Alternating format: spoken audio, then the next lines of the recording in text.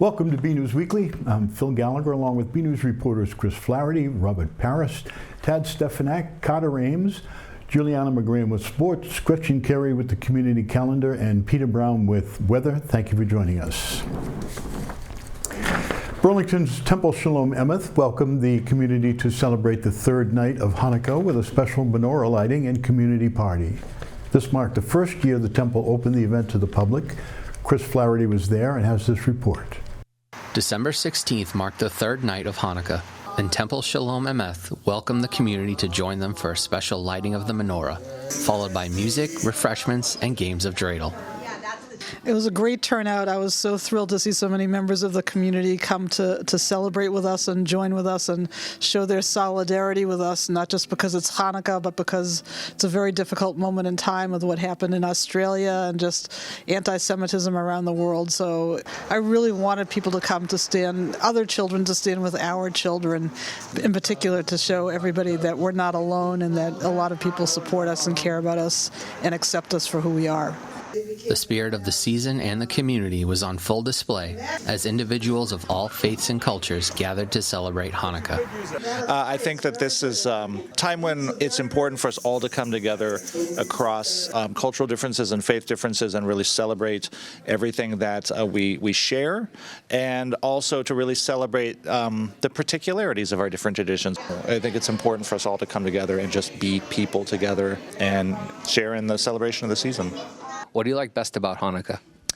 I like giving presents to charity, but I do also like lighting the candles, and I do like presents too. Until next time, this is Chris Flaherty for BNEWS Weekly, wishing you a safe and happy Hanukkah.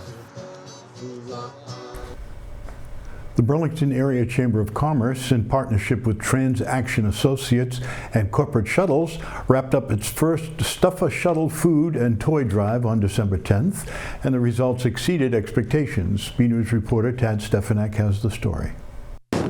In the spirit of the season of giving, Transaction, a corporate shuttle service serving Burlington, and the All-Wife Transportation Association recently stuffed a shuttle for those in need. We have a bunch of locations. We had 13 that we are picking up Toys for Tots and food donations for local food pantries.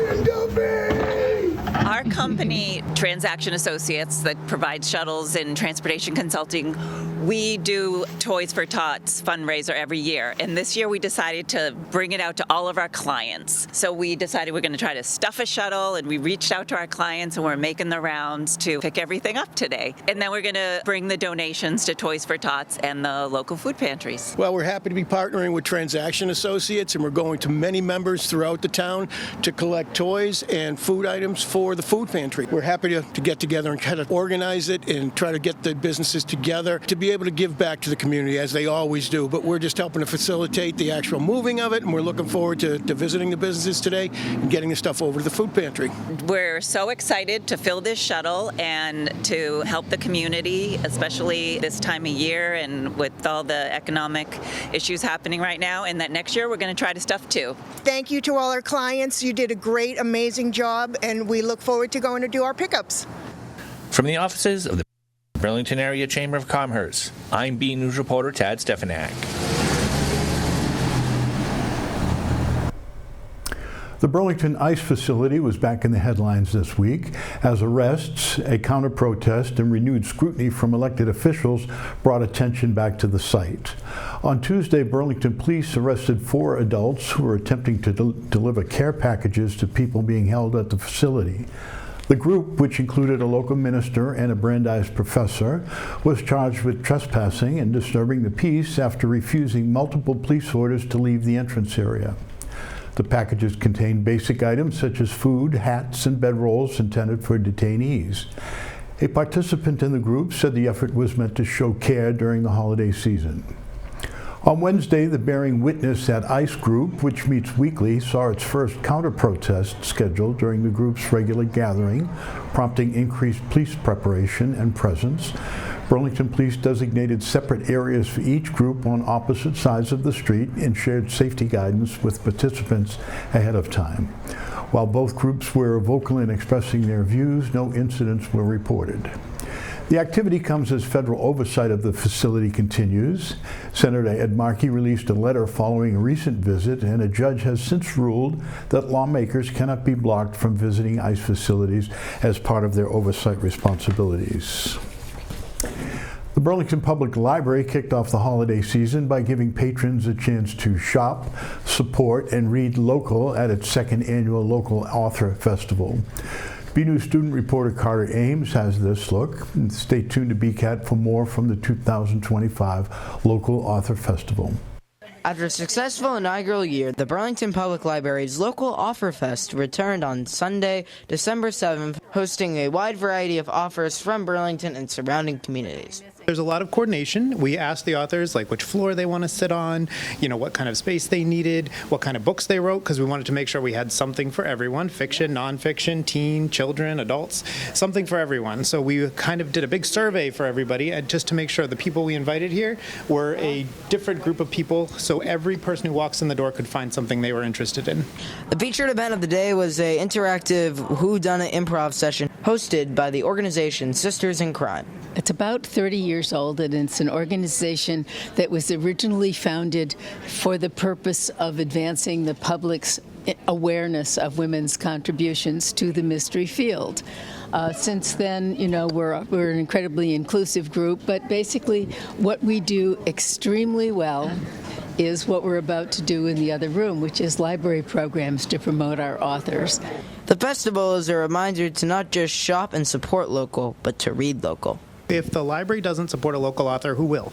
You need to have the support because it's very hard to do anything nowadays because there's so many people and so many books out there. If we can support the people in our backyard, then we're doing our job as a library, one of our many jobs as a library. From the Burlington Public Library, this is Carter Ames for BNEWS Weekly. Up next in our latest superintendent update, Dr. Eric Conti talks with Nikki Cadillac about the results of the recent high school debt exclusion vote and what comes next.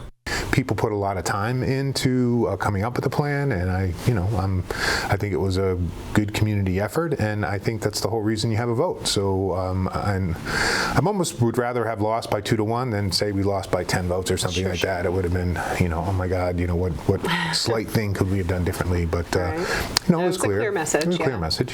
And how can people get involved in the next iteration of this process? Well, they're public meetings, so I think the school committee may be asking certain people to join, especially some of the more vocal people who didn't agree with the plan, so maybe they can now help us create a plan that they can agree with. Mm-hmm. And then most of the people I've spoken with have said we have to do something, so it's not we don't want to do anything, so we just have to figure out the right direction to go. Former Burlington student and BHS class of 2002 graduate Matt Dabrowski joined the game design class virtually, giving students an inside look at his path to becoming a professional game designer. Over at Area 123, Burlington High School's gaming design class got hands-on inspiration during Computer Science Week, led by teacher Leroy Wan. Matt Dabrowski was a former student or alumnus of Burlington High School. Really interesting person, interesting conversation that we had about game design. This class that was here is the game design class, so I thought what better than to have someone that is a successful independent game designer talk about his experiences. Dabrowski shared his path into game design and the creation of his hit game, Streets of Rogue. That was always what I wanted to do, and eventually I was trying to become a game producer, actually. Didn't quite pan out, but now I very much enjoy programming for most of the day, actually. Working on Streets of Rogue, I basically was sort of a jack of all trades, including doing, much of the artwork. The only thing I didn't do was like sound effects and music. I basically do all of the game design and programming, and so programming ends up being what takes up the bulk of my time. For students, it was a real-world look at what's possible in the game design industry. So hopefully it's an inspirational thing, and I think, whether it's like game design or just doing anything in the tech industry, it is kind of a complicated time just because of AI and everything. That's one of the things that I've been talking about and our guests have been talking about with the students. Try to understand how we can adapt, hear stories of people that have been making it and have been successful in the industry. Hopefully they can take some good information and knowledge from that. From Burlington High School, I'm Robert Paris for BNEWS Weekly. Students took the stage at Fogelberg Auditorium for the 2025 Poetry Out Loud Finals, showcasing powerful recitations and standout performances. There's more. And much of madness, and more of sin. The National Poetry Out Loud competition continued its tradition at Burlington High School. POL is a national arts education program and high school recitation contest organized by the National Endowment for the Arts. At this year's event, inside the Fogelberg Auditorium, junior Therese Kaczynski was crowned Poet Laureate, her second win since January of 2024. She delivered 2 powerful poems and kept her poise in front of her classmates, teachers, and judges. I say not that the man I blame be not of purer worth than I. But when I move reluctant lips for holy justice, human right.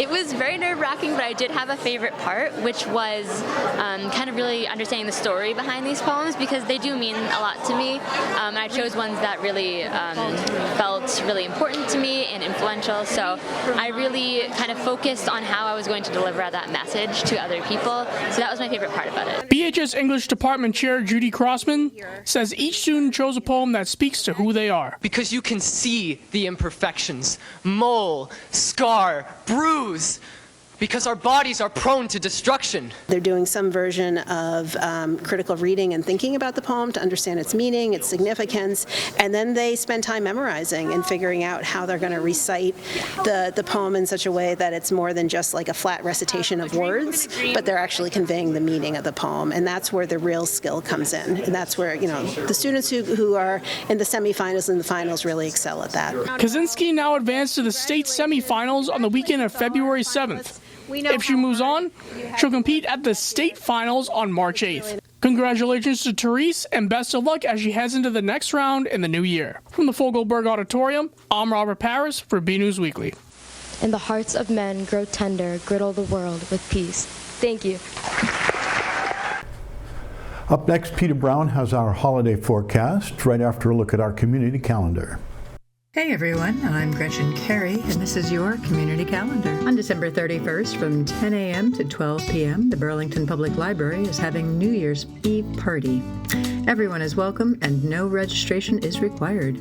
For more information, go to the library website. Also on December 31st from 9 p.m. to 1 a.m., the Burlington Marriott is having a New Year's Eve celebration. The event is 21 and over, and pre-registration is required. For more information and to register, go to the following website. Beginning on Saturday, starting on January 10th, the Burlington Parks and Recreation Department will be having a class called Soap Making 101. The class is 18 and over, and pre-registration is required. For more information and to register, go to the Recreation website. For more community calendar events, go to bcattv.org, burlingtonpubliclibrary.org, and burlingtonrecreation.org. I'm Gretchen Carey, and that was your community calendar.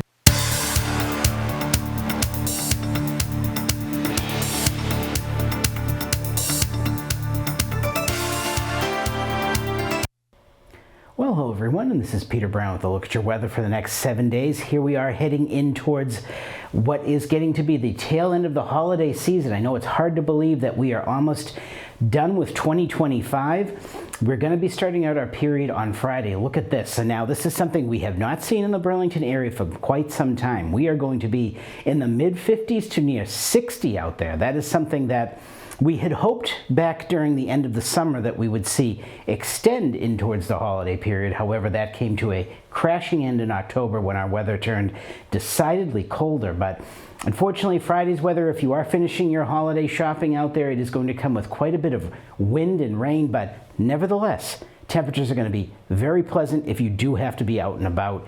And of course, you might want to consider tying down some of your decorations out there. It is going to be pretty windy. You might see wind gusts getting up to around 50 to 60 miles an hour briefly during the day on Friday, so just bear that in mind. As we round out our period getting in towards next Thursday, in towards Christmas itself, we should be seeing temperatures at this time of the year in the upper 30s to around 40, and we're going to end out pretty much average by the time we get to the period. We may have a little bit of a hiccup at the start of the work week, might be a little bit cooler, but it doesn't look like we're going to have too much of that really intense Arctic blast that we've had around here for the past seems like almost 2 months now. Now you notice on my sunsets here, this is a great thing to point out.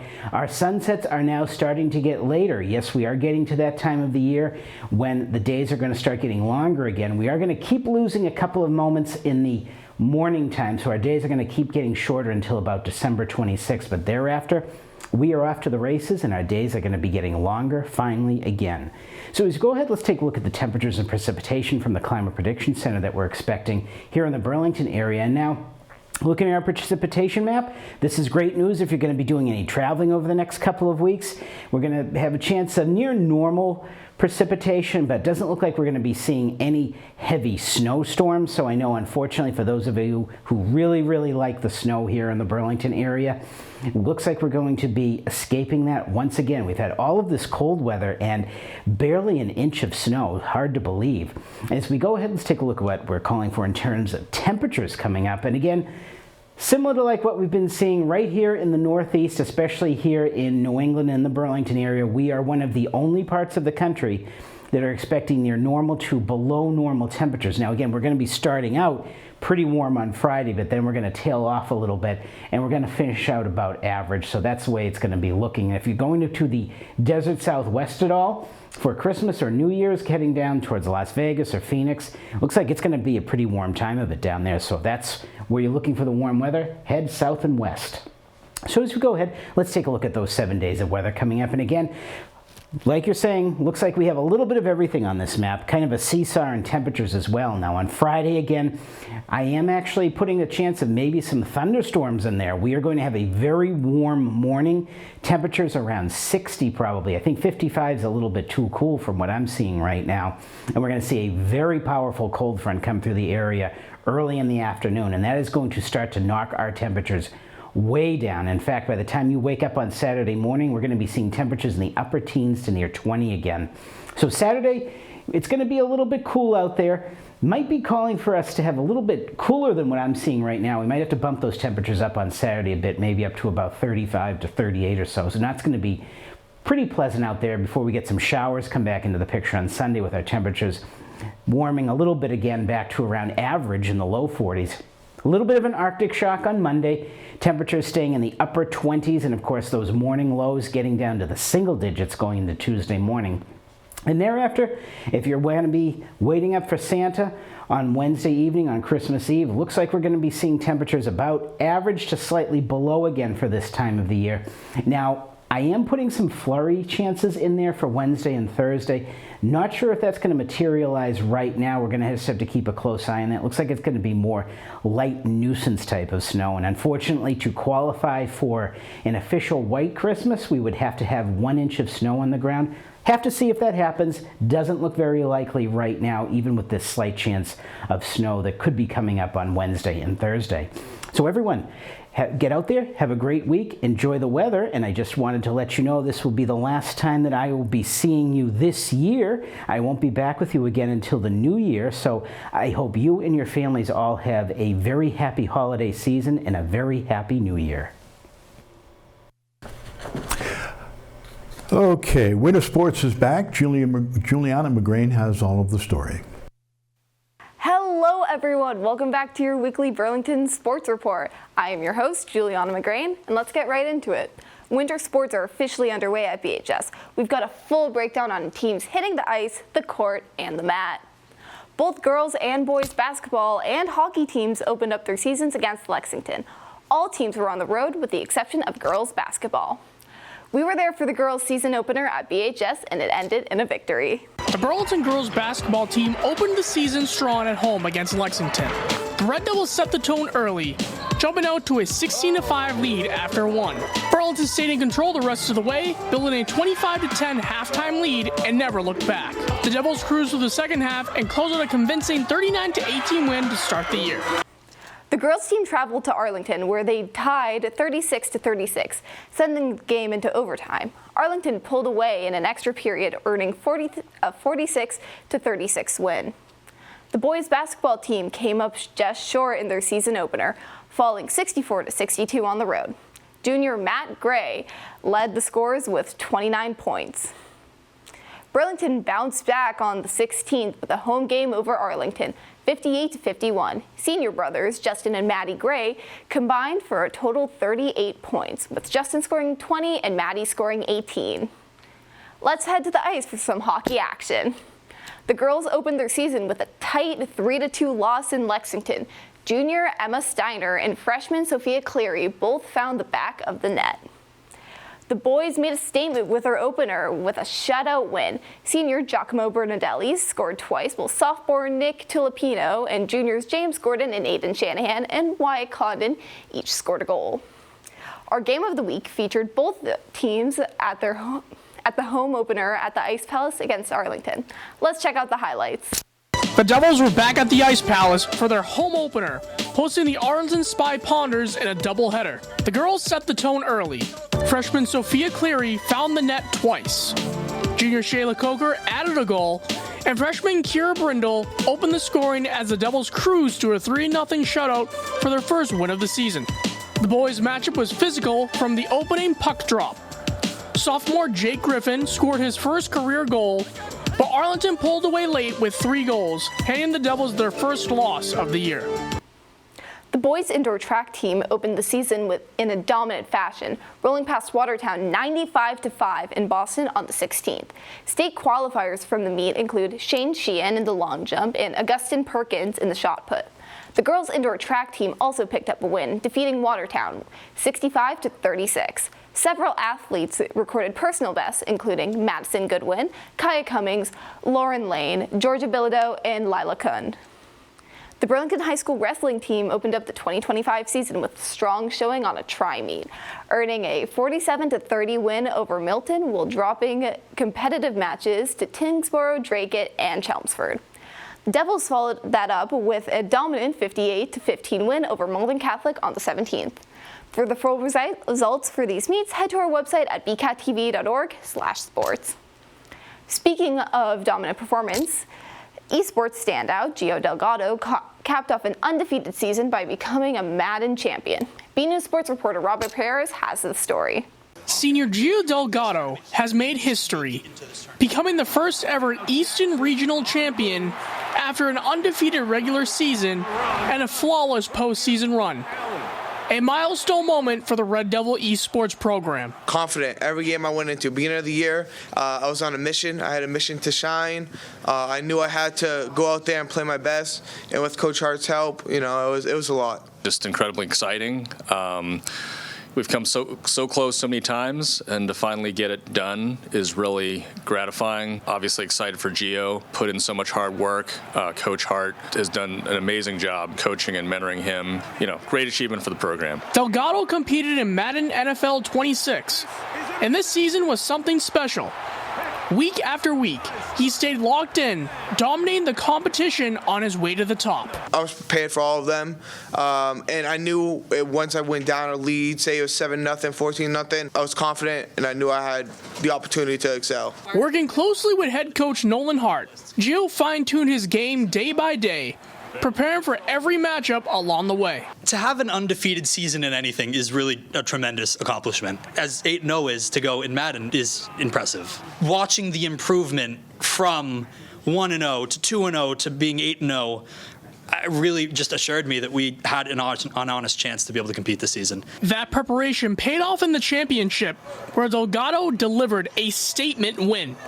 52-0 shutout over Hamburg High School of New York to claim the title. That championship game was awesome. I played all morning, all afternoon, and made sure I was prepared for this.